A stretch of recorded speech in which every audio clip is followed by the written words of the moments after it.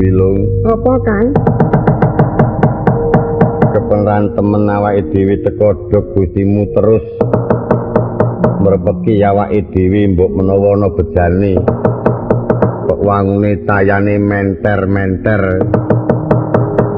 Adat sing wis wong ki angger cayane menter-menter iku mesti ana bejane. Takonono, Kang. Wis nggawa apa durung? Apa Besek. apa saka tekan kira ping golek besek iki yo. Apa ta sing digayuh Sekar Wijaya Kesuma. Oh iya, nyuwun prisa, Kang. Keparenga kula badhe nyuwun prisa Dewaji saged angsal damel menapa mboten. Hop, kula. Aku tak takon. Iki mumpung ora ana wong kejaba ming kowe, Ndri. Bojone Kresna ki pira? Kok takon kok sing ora-ora. Lah menggah kersanipun aku iki mau nyuwun Sekar Wijaya Kesuma ingkang dikersaki marang Koko Prabu Jung Sengara. Sinu Nurawati ngendikane supaya aku ngenteni ana kene awit bakal pamit marang para garwa. Dir bakal peparing iku kudu rembugan marang para garwa. Ini pancen lumrah. Niku jeneng wong bebrayan. Wong bebrayan menika arep ngulungke apa wae nang sapa wae niku kudu rembugan karo kanca mburi. Iya. Ajeng tetuku napa mawon ya kudu rembugan kanca mburi ing atase sing kagungan kersa putri ya kudu matur karo kakung ngene sampun limrah yen cara watak wantunipun piyayi tanah Jawi mengkono. Raya ngono to lho. Iya, upamane wonten jaya yo nyuwun ngampil upama kula ngoten.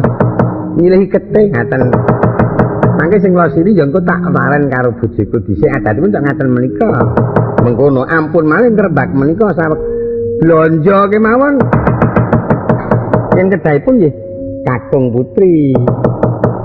Iki engko dinggo sop, iki engko dinggo nganu.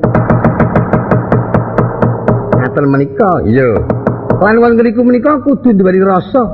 Senajan to kono sedulure, nanging pancen rada ngutawatiri, ya kudu ditolak. Ngaten, kedah kagungan penggalih. Ngaten, kedah kagungan penggalih. Yen ngono rada duwe rasa tegelan wonten ing tegelan ngaten menika. Rasa wangsulipun kula tengene Kang Togog, tur kula sedulure ngaten. Ning tengene Kang Togog niku upama memangan ngaten ya detong. Kadang mari bayar rada tikel.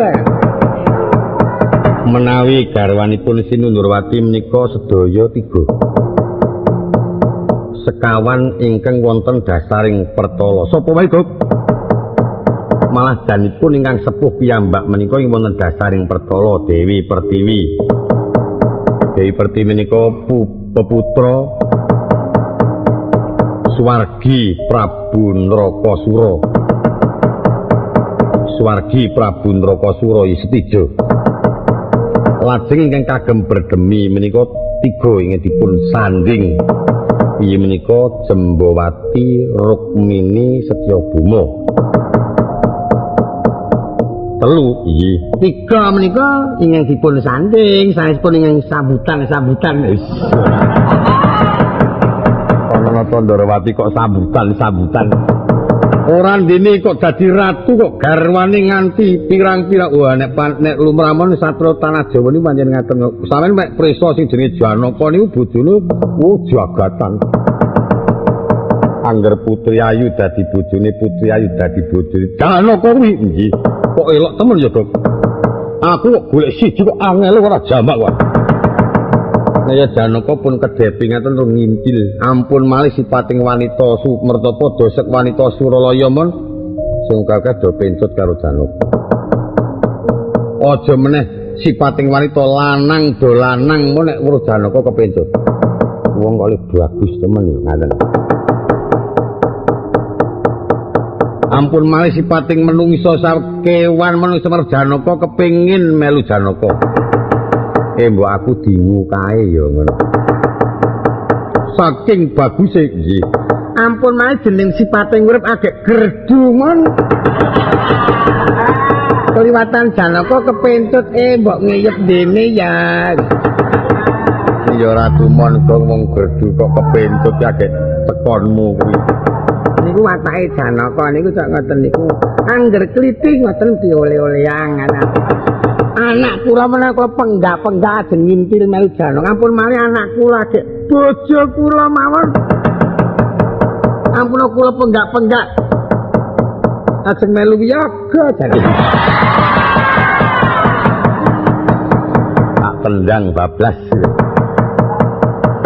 Wong kaya kintal kok menika mangke lajeng anggenipun lenggo wonten mriki mengkono. Upami boten paringaken Sekar Wijaya Kusuma menika pancen sifat kandhelipun Kyang Agung Ndrawati. Yen pancen radulungake aku didita pungkuran wis ditong rampungi. Aku saguh bedah negara Ndrawati. Edan.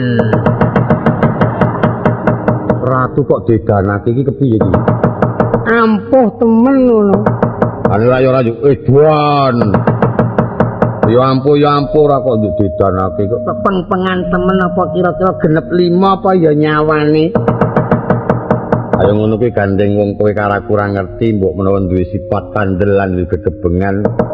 Ning adat sing wis wong ki angger tok ngedupuk dhisik ngono ki malah tok empuk dandan. Bukti nyatane wadah krupuk kan ditabok breng ngono kuwi nek dantem ya plenyok ngono.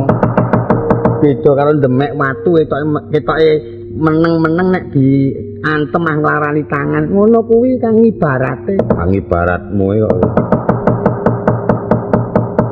apa kira-kira wong Ndrawati iki ana sing kadhik jare padha karo aku kok ana ora ya lho nek sing padha ora ana nek kabeh sak dhuwure ana nyat Gusti mungkin makalan dhewe ampun numuk teng Ndrawati Tenera dadi pengelukan Ratu Ndrawati pangelburing angkara murka agek garwane mon ketingalipun sumuyut telu tunggal padha akur sampe nek prisa Janaka niku angger tindak bareng garwane Janaka arep dhewe garwane mburi arah-arah ampuh pokoke tau lho kepiye to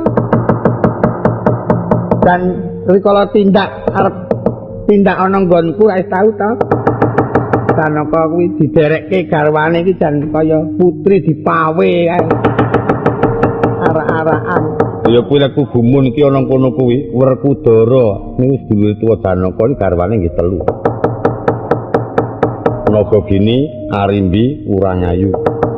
Putrane Werkudara Gatotkaca nggih telu.